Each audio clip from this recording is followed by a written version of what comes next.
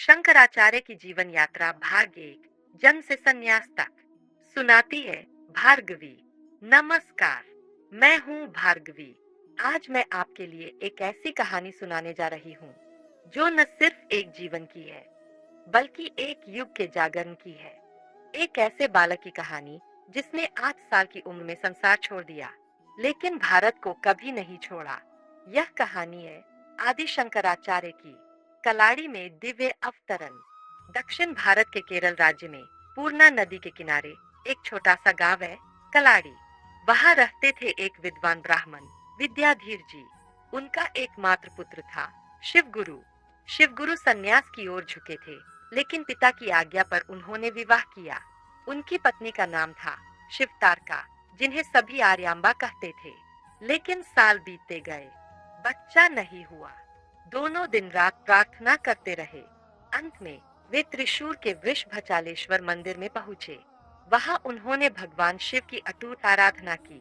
एक रात शिव गुरु को स्वप्न आया। एक वृद्ध साधु उनके सामने प्रकट हुए। उन्होंने कहा कि वे उन्हें 2 वरदान दे रहे हैं। 100 पुत्र जो सुखी और आनंदी होंगे, यह एक पुत्र महान, ज्ञानी, लेकिन जिसका जीवन छोटा होगा और वह तुम्हें छोड़कर चला जाएगा। शिवगुरु ने बिना सोचे कहा, मुझे वह एक पुत्र चाहिए जो ज्ञान की ज्योति जलाए, चाहे उसका जीवन छोटा हो लेकिन उसका नाम सदियों तक गूंजे। उसी रात आर्यांबा को भी स्वप्न आया। शिव नंदी पर सवार चमकते हुए बोले, तुम्हारा पुत्र महान होगा, वह मेरा है, वह भारत की आत्मा को जगाएगा। जब दोनों ने अपने स्वप्न सुनाए तो अचानक आकाश से एक गूंजती आवाज आई, मैं तुम्हारा पुत्र बनकर जन्मूंगा। और फिर एक बालक का जन्म हुआ। उसका नाम रखा गया शंकर। इतिहासकार कहते हैं यह जन्म 805 ईस्वी में हुआ था, वैशाख मास, सोमवार, धनु राशि के तहत। एक ऐसा संयोग जो बताता है यह जन्म सामान्य नहीं था। चमत्कारों का बालपन। 1 साल की उम्र में ही शंकर संस्कृत में बोल, पढ़ और लिख सकते थे। एक बार आर्यांबा चिल्लाई, एक विशाल सांप तेरे गले में लिपट गया है। लेकिन जैसे ही वह पास आई, सांप सोने के फूलों की माला बन गया। एक बार बच्चे एक तरबूज में कितने बीज है, इस पर बहस कर रहे थे। शंकर ने मुस्कुराकर कहा, इस तरबूज में उतने बीज है जितने देवता इस सृष्टि के निर्माता है। बच्चों ने तरबूज काटा, एक बीज भी नहीं था। सब चुप रह गए। क्या यह एक चमत्कार था या फिर शंकर ने सच कहा था कि इस सृष्टि का निर्माता सिर्फ एक है? एक दिन शंकर गांव में भिक्षा मांग रहे थे। एक गरीब महिला के पास सिर्फ एक आंवला था, लेकिन उसने शंकर को वही दे दिया। शंकर ने दया से भरकर उसके द्वार पर एक स्तुति रची, कनकधारा स्तुति। और तभी सोने के आंवले बरसने लगे। महिला रो पड़ी। गांव वाले हैरान रह गए, किंतु शंकर बस मुस्कुराए, क्योंकि उन्हें पता था जो भगवान को देता है उसे भगवान कभी नहीं भूलता। 5 साल का वियोग, 8 साल का त्याग। 5 साल की उम्र में शिव गुरु का देहांत हो गया। शंकर को आर्यांबा ने प्यार से पाला। 8 साल की उम्र तक उसने वेदों का अध्ययन पूरा कर लिया। उसकी प्रतिभा इतनी तेज थी कि गुरु भी उससे प्रश्न पूछने लगे, लेकिन उसका मन सन्यास की ओर था। आर्यांबा रोती रहती। वह अपने इकलौते बेटे को नहीं छोड़ पाती थी, लेकिन शंकर का जीवन उससे बड़ा था। उसका धर्म ज्ञान का प्रचार था। एक दिन शंकर पूर्णा नदी में स्नान कर रहा था। अचानक एक मगर ने उसके पैर को दबोच लिया। बच्चे चिल्लाने लगे। आर्यांबा दौड़कर आई। शंकर ने शांत स्वर में कहा, माँ, हर हिंदू को संन्यास लेना चाहिए, मुझे अनुमति दो। आर्यांबा ने रोते हुए कहा, जा बेटा, लेकिन वचन दे, मेरे अंतिम समय तू मेरे पास रहेगा। शंकर ने वचन दिया और तुरंत मगर ने उसे छोड़ दिया। 8 साल के शंकर ने त्याग का मार्ग चुन लिया। एक लंगोट, एक कमंडल, एक दंड, और वह चल पड़ा उत्तर की ओर। गुरु की खोज, नर्मदा की गुफा। वह उत्तर की ओर चल पड़ा। नर्मदा के किनारे एक वृद्ध सन्यासी बैठे थे, गोविंद भगवत पाद। उनके चारों ओर शिष्य थे। शंकर ने उनके चरण छुए। गोविंद की आंखें खुली। उन्हें लगा जैसे वह दीर्घ काल से प्रतीक्षित शिष्य आ गया है, जिसका वर्णन उनके गुरु गौरपाद ने किया था। शंकर ने अद्वैत के गहरे रहस्यों का अध्ययन शुरू किया। उन्होंने शिव स्तुतियां लिखी, दार्शनिक ग्रंथ रचे और बृहदारण्यक उपनिषद पर भाष्य लिखा। एक बार शंकर और उनके शिष्य एक गुफा में ध्यान में थे। नर्मदा नदी में भयंकर बाढ़ आ गई। पानी गुफा तक पहुंच गया। तब शंकर ने एक छोटे कटोरे के सामने खड़े होकर मंत्र पढ़ा और अचानक सारा पानी उस कटोरे में समा गया। गोविंद भगवत पाद को याद आया बादरायण की भविष्यवाणी, जो नदी को जीतेगा वही ब्रह्मसूत्र पर सर्वोत्तम भाष्य लिखेगा। और इस तरह 15 साल के शंकर ने अपना महान कार्य शुरू किया। काशी में ज्ञान का प्रकाश। काशी पहुंचकर शंकर ने अद्वैत का प्रचार शुरू किया। उनकी प्रतिभा इतनी तेज थी कि 15 साल की उम्र में ही वे वेदांत के प्रमुख विद्वान बन गए। एक दिन उनके कपड़े नदी के दूसरे किनारे थे। शिष्यों को लाने को कहा, लेकिन नाव नहीं थी। तब एक युवक सनंदन पानी में कदम रखा। हर कदम पर एक कमल खिल उठा। वह पानी को छुए बिना पार पहुंच गया। शंकर ने उसके पैरों में कमल देखे और मुस्कुराए। उस दिन से उसका नाम पड़ा पद्मपाद। उनके लिए शंकर ने लिखा आत्मबोध, एक ऐसा ग्रंथ जो आत्मज्ञान के मार्ग को सरल बनाता है। माँ का अंतिम संस्कार, भज गोविंदन की रचना। एक दिन समाचार आया, आर्यांबा बीमार है। शंकर तुरंत कलाड़ी पहुँचे। उन्होंने माँ को ज्ञान दिया, यह जगत माया है, आत्मा अमर है, तुम शरीर नहीं हो, ब्रह्मा हो। लेकिन आर्यांबा डर गईं। वह ज्ञान की गहराई में नहीं उतर पा रही थी। तब शंकर ने ज्ञान छोड़कर भक्ति अपनाई। उन्होंने एक स्तुति रची, भज गोविंदन भज गोविंदन। एक ऐसी स्तुति जो आज भी लाखों के दिलों में गूंजती है।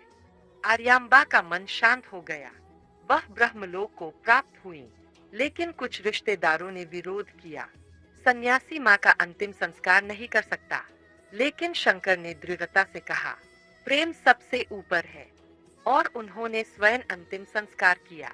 कलाड़ी की वह जगह आज भी तीर्थ है। भाग 1 का समापन। इस तरह शंकर ने अपने जीवन का पहला बड़ा कर्तव्य पूरा किया। वह अपनी माँ के साथ वचन निभाया।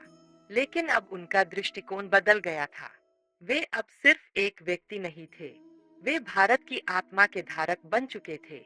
और अब उनकी यात्रा शुरू होने वाली थी, दिग्विजय की यात्रा, जहां वे भारत के कोने कोने में ज्ञान का दीप जलाएंगे। लेकिन वह कहानी है भाग 2 में। भाग 1 समाप्त। कहानी सुनाई गई भार्गवी द्वारा। अगला भाग मंदन मिश्र से युद्ध, उभय भारती का प्रश्न और अछूत जो शिव था।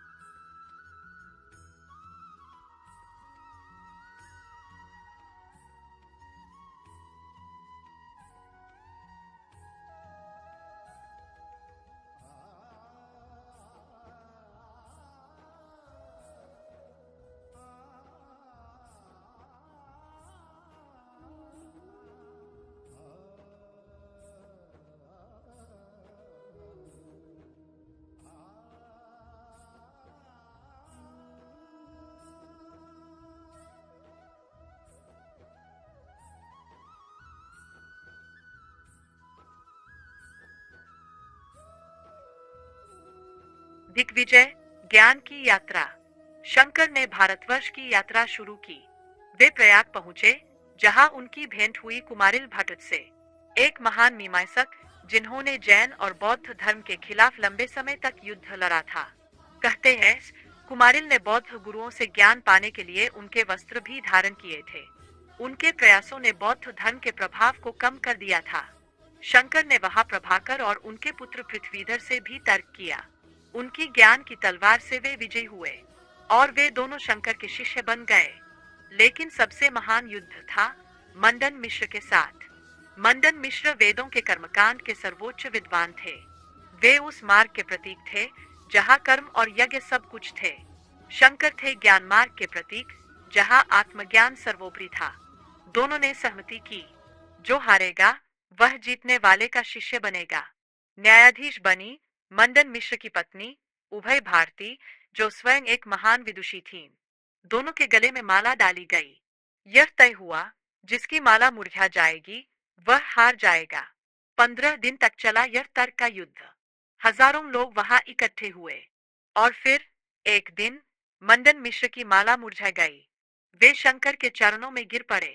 उनका नाम बदलकर पड़ा सुरेश्वराचार्य। लेकिन भारती ने अभी तर्क खत्म नहीं किया। उन्होंने शंकर से पूछा, तुमने ज्ञान के मार्ग पर चलने वाले के बारे में बताया, लेकिन गृहस्थ जीवन के कर्तव्य क्या है? प्रेम, परिवार, दायित्व, इनका क्या महत्व है? शंकर चुप रहे, क्योंकि वे 8 साल की उम्र से सन्यासी थे। उन्होंने गृहस्थ जीवन कभी नहीं जिया था। तब शंकर ने एक अद्भुत निर्णय लिया। उन्होंने अपने शिष्यों से कहा, मेरे शरीर की रखवाली करो। मैं राजा अमरुक के शरीर में प्रवेश करता हूँ। और ऐसा ही हुआ। शंकर ने राजा के शरीर में प्रवेश किया। वे राजा बन गए। राजसी जीवन जिया, स्त्रियों के साथ भोग विलास में। धीरे धीरे वे भूलने लगे, मैं शंकर हूँ, मैं सन्यासी हूँ। तब उनके शिष्यों ने एक उपाय सोचा। उन्होंने काशी के घाट पर खड़े होकर गाना शुरू किया, वही गीत जो शंकर ने अपनी माँ के लिए रचाया था, भज गोविंदन भज गोविंदन। जैसे ही शंकर ने यह गीत सुना, उनकी आंखें खुल गई। उन्हें याद आया, मैं तो ज्ञान का दूत हूँ। वे तुरंत राजा के शरीर को छोड़कर अपने शरीर में लौट आए। अब वे गृहस्थ जीवन के रहस्यों को भी जानते थे। भारती ने उनके सामने शीश झुका दिया। उन्होंने कहा, तुमने सच्चे अर्थ में ज्ञान प्राप्त किया है। और वे भी शंकर की शिष्या बन गईं। काशी में अछूत का दर्शन। काशी के मणिकर्णिका घाट पर शंकर विश्वनाथ मंदिर जा रहे थे। तभी एक अछूत और उसका कुत्ता रास्ता रोके खड़े थे। शंकर ने विनम्रता से कहा, भाई रास्ता दे दो, मैं छूना नहीं चाहता। तब अछूत ने गहरी आवाज में पूछा, हे शंकर, तुम ब्रह्मा को सर्वव्यापी कहते हो, तो फिर तुम मुझे अछूत क्यों मानते हो? क्या आत्मा तुम में और मुझ में नहीं है? शंकर के पैर तले भूमि खिसक गई। वे तुरंत उस अछूत के चरणों में गिर पड़े। उनकी आंखों से आंसू बह निकले। तब अछूत ने अपना दिव्य रूप दिखाया। वह भगवान शिव थे। उन्होंने शंकर के अहंकार को मिटाने के लिए यह रूप धारण किया था।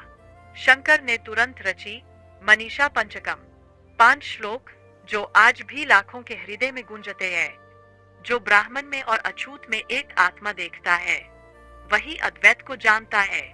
उसी को मैं नमन करता हूँ। 4 मठों की स्थापना। शंकर ने भारत को एक सूत्र में पिरोने के लिए 4 मठों की स्थापना की। इन मठों को वे भारत के 4 कोनों पर स्थापित करना चाहते थे, ताकि ज्ञान की ज्योति कहीं भी न बुझे। दक्षिण में श्रृंगेरी मठ, जहां उन्होंने सुरेश्वराचार्य को प्रमुख बनाया। पश्चिम में द्वारका मठ, जहां पद्मपाद को स्थापित किया गया।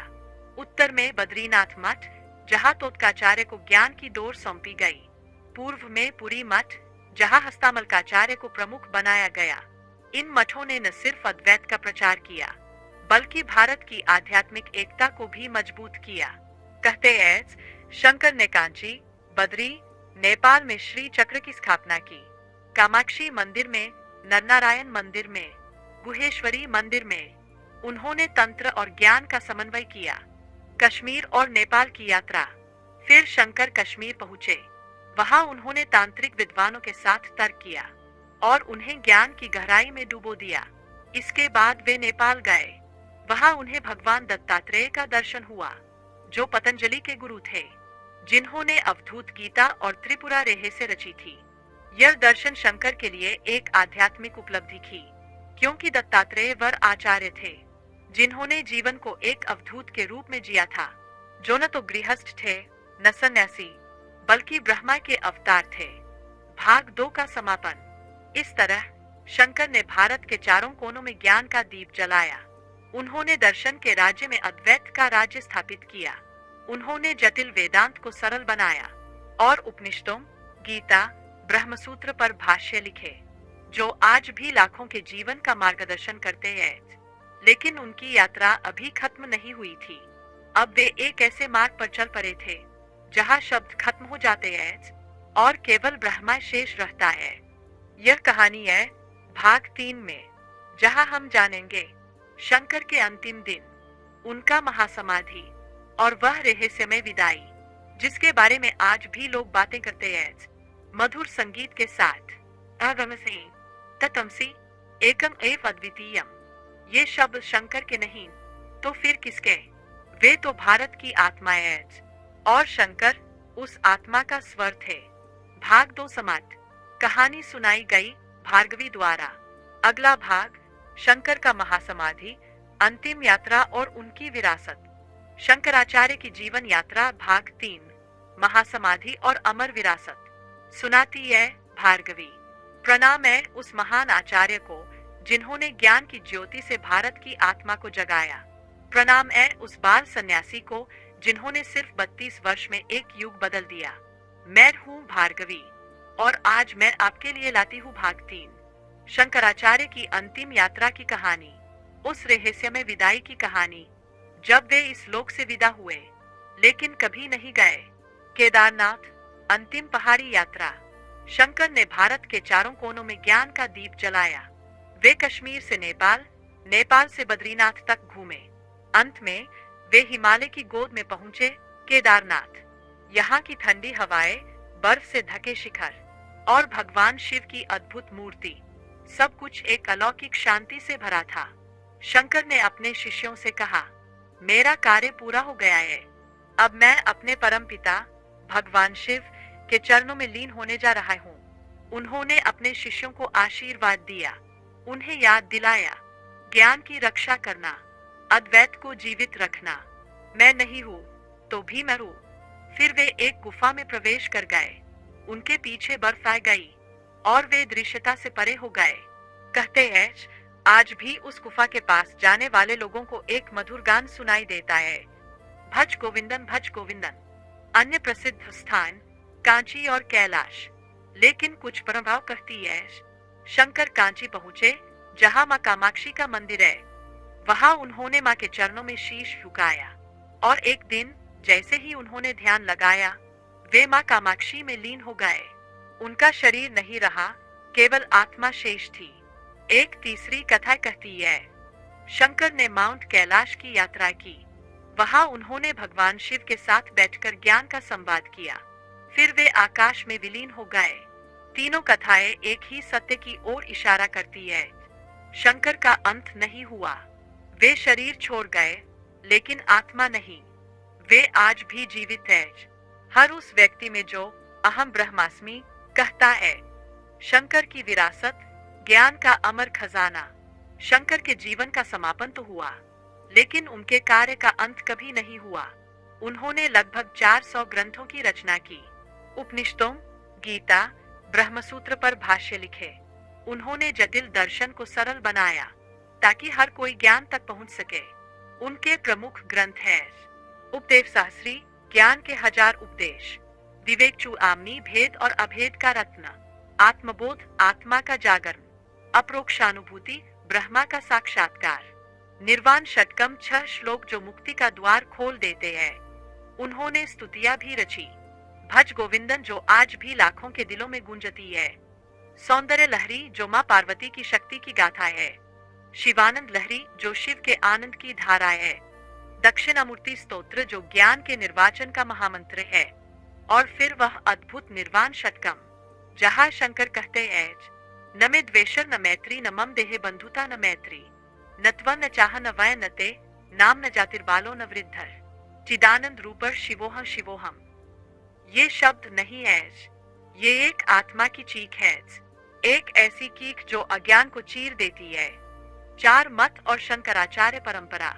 शंकर ने भारत के 4 कोनों पर मठ स्थापित किए, श्रृंगेरी दक्षिण, द्वारका पश्चिम, ज्योतिर्मठ उत्तर, पुरी पूर्व। इन मठों के मुखिया बने उनके 4 प्रमुख शिष्य, सुरेश्वराचार्य, पद्मपाद, तोटकाचार्य, हस्तामलकाचार्य। इन मठों ने न सिर्फ ज्ञान की रक्षा की बल्कि भारत की आध्यात्मिक एकता को भी मजबूत किया। आज भी इन मठों में शंकराचार्य का आसन रहता है। जो भी इस आसन पर बैठता है वह शंकर का वाहक बन जाता है। कुछ लोग कहते हैं कि शंकर ने कांची मठ भी स्थापित किया, लेकिन इस पर विवाद है।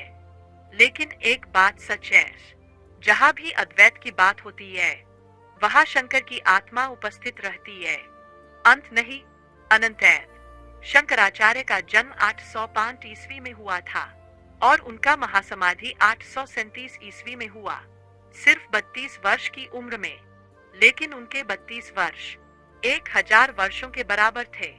वे न तो सिर्फ एक दार्शनिक थे, न सिर्फ एक सन्यासी, वे थे भारत की आत्मा का स्वर। उन्होंने जिस बात को सिखाया, तू छोटा नहीं है, तू अनंत है, तू ब्रह्मा है, वह सिखाने की बात नहीं थी, वह जगाने की बात थी, वह याद दिलाने की बात थी। क्योंकि ज्ञान नहीं आता, ज्ञान जागता है। अंतिम आह्वान। तो आज जब भी तुम थक जाओ, जब तुम्हें लगे कि तुम छोटे हो, तो बस याद कर लेना, अहम ब्रह्मास्मि, मैं ब्रह्मा हूँ। और तुम्हें पता चल जाएगा, तुम अकेले नहीं हो, शंकर तुम्हारे साथ है, वह तुम्हारे भीतर है। भाग 3 समाप्त। कहानी सुनाई गई भार्गवी द्वारा। यह थी शंकराचार्य की पूरी जीवन यात्रा।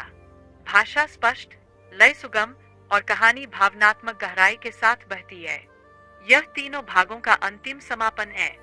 शिवोह शिवोहम, चिदानंद रूप शिवोहम। शांति शांति शांति। कथा समाप्त।